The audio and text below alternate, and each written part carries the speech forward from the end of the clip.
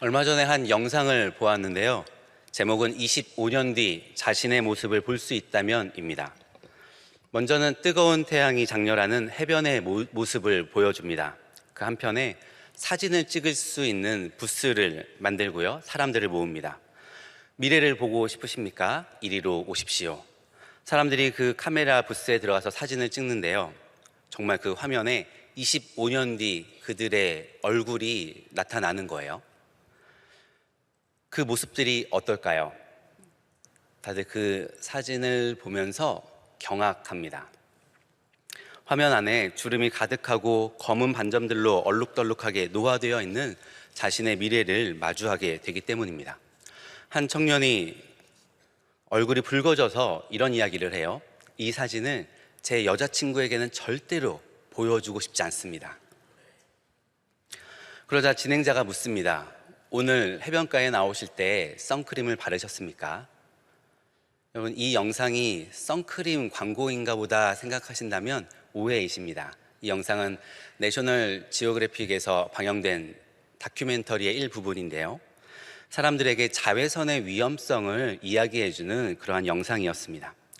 그리고 끝부분에 가서 진행자가 말합니다. 미래의 모습으로 충격을 주니까 사람들의 행동이 바로 바뀌었습니다. 이 실험에 참여했었던 사람들이요, 나오자마자 선크림을 발랐을까요, 안 발랐을까요? 네, 하나 가득 한 통을 다 쓰는 것을 보았습니다. 그전에는 아무리 자외선을 조심하십시오, 강한 햇볕 앞에 나올 때는 선크림으로 그 햇빛의 공격을 막으십시오, 그렇게 이야기를 해도 듣지 않고 가벼이 여기던 그 사람들이요, 자신의 25년 뒤 이 자외선이 자신의 피부를 어떻게 노화시키는가를 보고 나서부터는 열심히 그 선크림을 바르는 것을 보게 됩니다. 저는 오늘 이 말씀을 준비하면서 이 말씀이 우리 모두에게 이렇게 강한 충격으로 전달되면 좋겠습니다 하는 바람을 가졌습니다. 우리 16절 함께 읽어볼까요? 16절 시작. 내가 자신 때문에 나라들의 목전에서 수치를 당하리니 내가 여호와인 줄 알리라 하셨다 하라. 남유다가 자신의 죄 때문에 당하는 수치, 나라가 망하고 자녀가 노예로 끌려가고 자신의 아내가 딸들이 유린당하는 그 모습들을 그들의 그 수치와 모욕을 기억하면서요, 아, 죄의 무방비로 노출되는 삶의 미래가 이런 것이군요. 가벼이 지나치던 잘못된 행동, 태도, 말들의 결과가 이렇게 참혹한 것이었군요.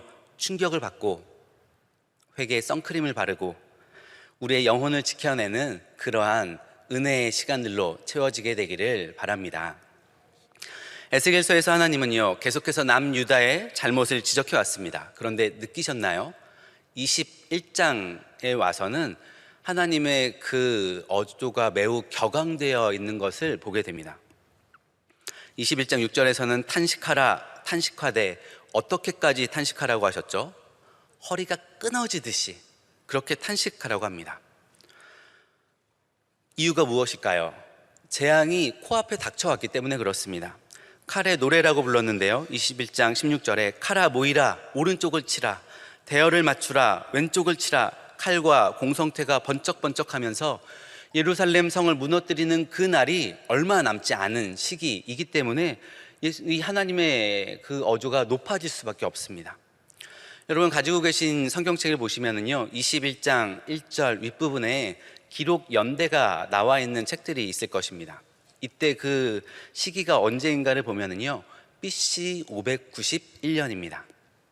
예루살렘이 완전히 폐허가 되는 때가 이때로부터 5년 후인 586년이니까는요, 멸망 5년 전 이야기이고요. 또 예루살렘 성이 포위된 채로 2년 약간 넘게 버티게 되니까 바벨론의 총 공격이 시작되기까지는 이제 3년도 남지 않은 시기의 상황들입니다.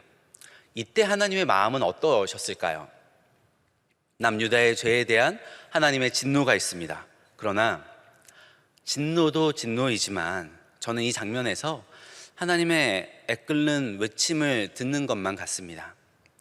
지금까지 참고 참았던 그 섭섭함, 상처 주고 싶지 않고 이것을 더 크게 만들고 싶지 않아서 꾹꾹 삼켜왔었던 그 분노들이 마지막 이별을 구하면서 내가 얼마나 참았는데 하면서 터져 나오는 듯한 그런 안타까움으로 느껴지는 것이죠. 하나님께서 이전까지 남유다의 죄를 말씀하셨던 단어들을 보면은요, 내 율례를 행하지 않았다, 규례를 지키지 않았다, 모든 미운 물건과 모든 가증한 일로 내 성소를 더럽혔다, 원론적인 이야기들을 하십니다. 포괄적인 혹은 추상적인 이런 단어들을 사용하시면서 자신들의 구체적인 죄들에 대해서 스스로 깨닫기를 원하셨던 하나님이시지, 그들의 죄악을 구체적으로 낱낱이 까발리면서 그들을 부끄럽게 만들지는 않으셨어요. 그런데 22장에서는 구체적으로 그들의 죄들이 나열됩니다. 6절부터 12절까지 무려 16개의 죄목이 나오는데요, 이 사람들이 그동안 애써 외면해왔던, 대충 넘겨왔었던, 그리고 누구도 서로에게 그것은 죄입니다 진중하게 말하지 않았었던 죄의 목록들을 쉴 새 없이 쏟아놓고 계십니다. 예루살렘 거민들이라고 해서 각각의 죄악들에 대해서 아무 찔림 없이 행동했을까? 그렇지는 않을 것 같습니다. 잠깐은 야, 이거 괜찮나? 이거 잘못하는 건데? 라고 하는 찔림이 있었을 것입니다. 그런데 그때 이들의 태도는 가벼움입니다.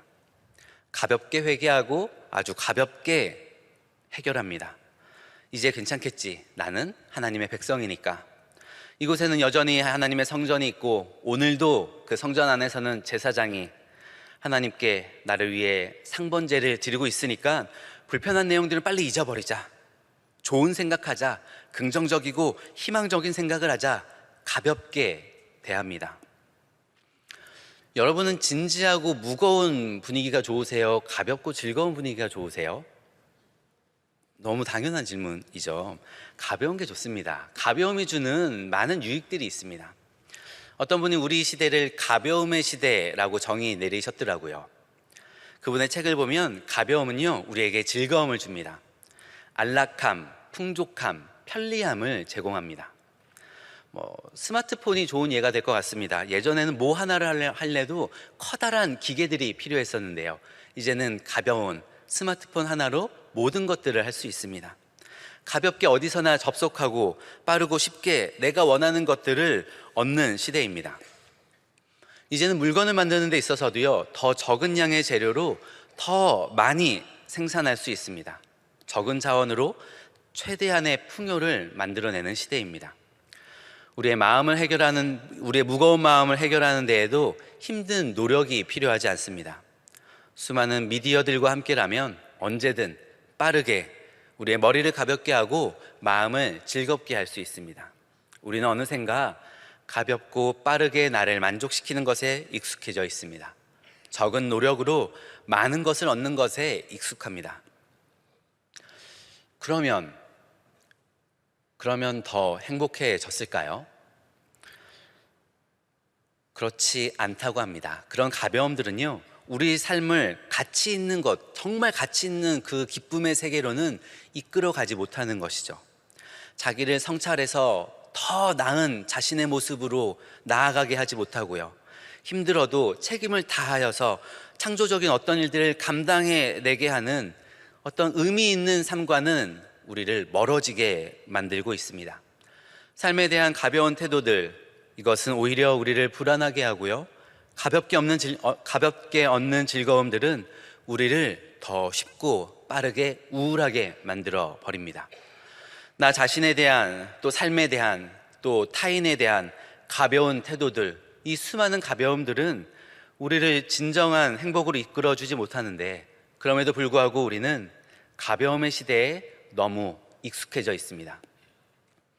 그러나 이 가벼움이 우리의 영혼까지 침투하도록 내버려 두어서는 안 됩니다. 우리 2절 말씀 함께 읽어보겠습니다. 2절 말씀 시작. 인자야, 내가 심판하려느냐? 이 피 흘린 성읍을 심판하려느냐? 그리하려거든 자기의 모든 가증한 일을 그들이 알게 하라. 하나님은 에스겔에게 그들의 모든 가증한 일을 알게 하라고 명령하십니다. 무거운 이야기들입니다. 심각한 이야기들입니다. 지금까지 부담스러워서 보지 않았었던 제목들입니다. 그런데 그것을 보게 하고 알게 하라고 합니다. 가벼운 위로와 가벼운 회개, 가벼운 즐거움에 빠져 있었던 남유다 백성에게 보여주라는 것입니다. 그 죄악이 얼마나 무거운 것이고 그 죄악의 그 끝이 얼마나 무시무시한가, 그 가증한 일들의 진지한 속내를 열어서 보여주라고 합니다. 저는 이 말씀을 묵상하면서 처음에는 하나님 참 잔인하시다라는 생각을 했습니다. 어차피 멸망시키실 것입니다. 그렇다면 굳이 그 죄악들을 일일이 까발리고 비난하시는 이유가 무엇일까요? 또 에스겔은 지금 바벨론에 있습니다. 이 죄악을 저지르고 있는 남유다와는 수백 킬로미터 떨어져 있는 상황이에요. 에스겔이 그들에게 가서 너희들에게 이러이러한 죄가 있으니 회개하라 말할 수 있는 처지가 아닙니다. 왜요? 이 사람은 지금 포로이거든요. 아무것도 할 수 없는 무력한 에스겔에게 이것을 깨닫게 하신들, 그것이 에스겔의 마음을 무겁게만 할 뿐이지 무엇 하나 할 수 있는 것이 아무것도 없습니다.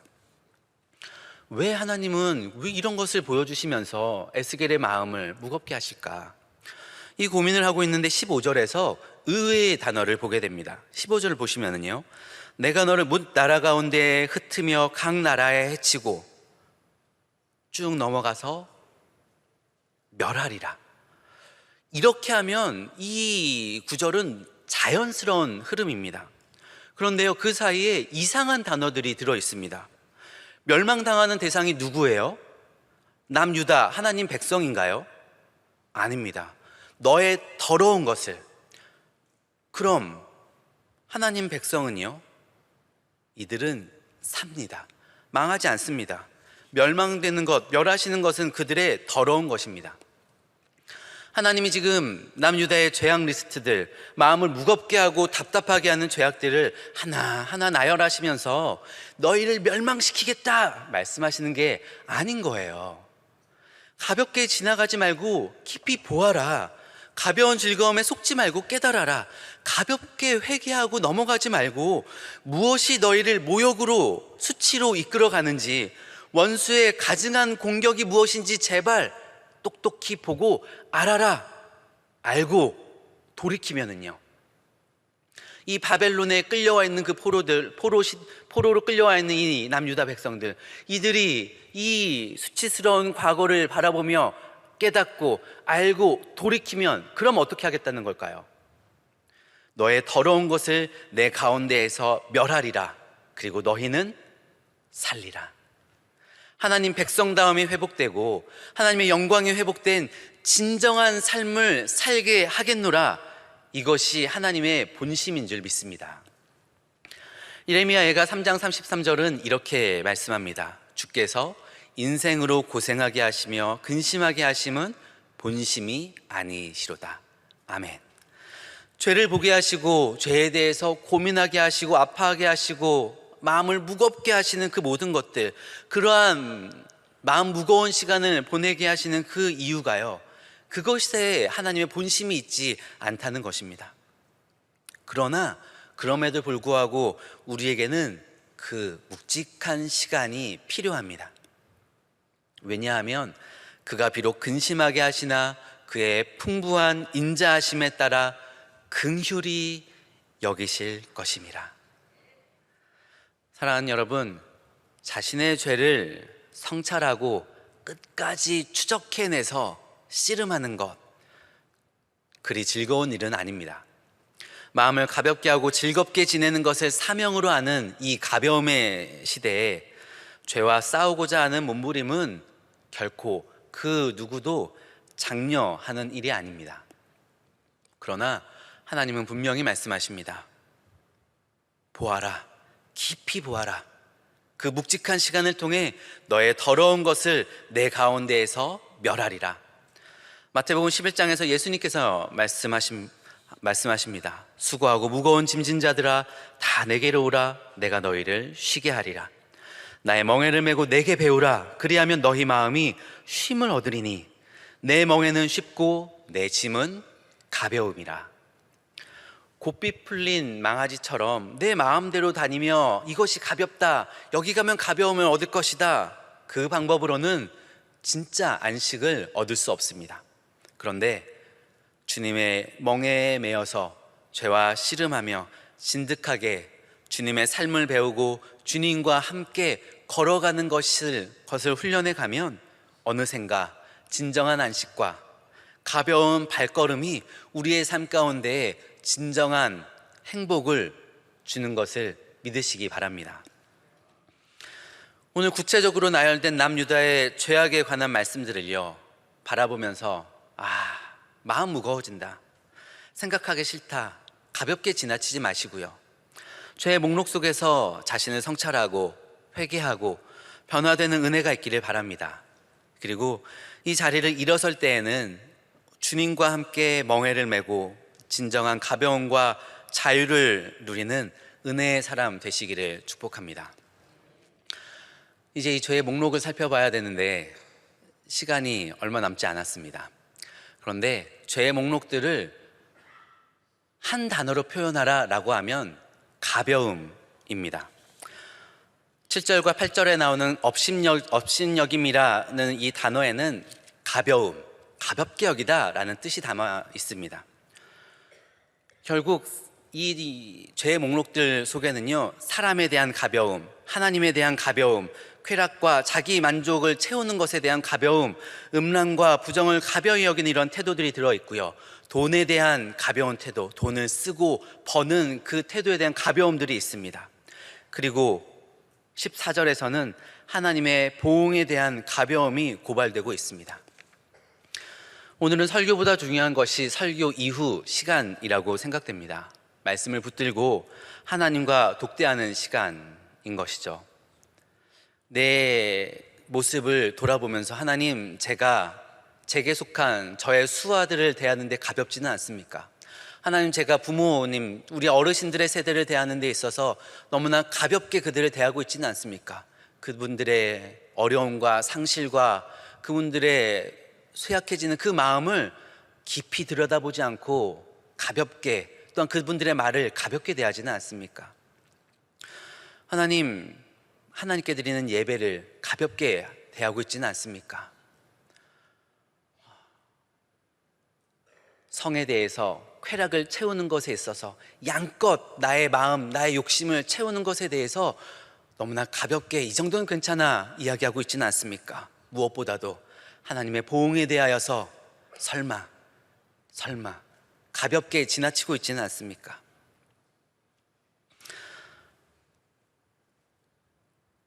마치 서두에 말씀드린 미래를 보여주는 카메라 부스에 앉아있는 것처럼 우리가 이 시간 우리의 25년 후를 보게 되는 시간 되기를 원합니다. 하나님, 저의 25년 후 저의 영혼의 종착역을 보게 하시고 저의 더러운 것을 멸하여 주옵소서. 그리고 이 독대의 시간 이후에 하나님께서 발라주시는 선크림, 죄의 공격을 막아내고 나의 연약함을 보호해주는 하나님의 그 선크림으로 하얗게 되는 은혜를 부어 주옵시고, 주님, 이 나라, 이 민족이 주의 은혜로 새로워지게 하여 주옵소서.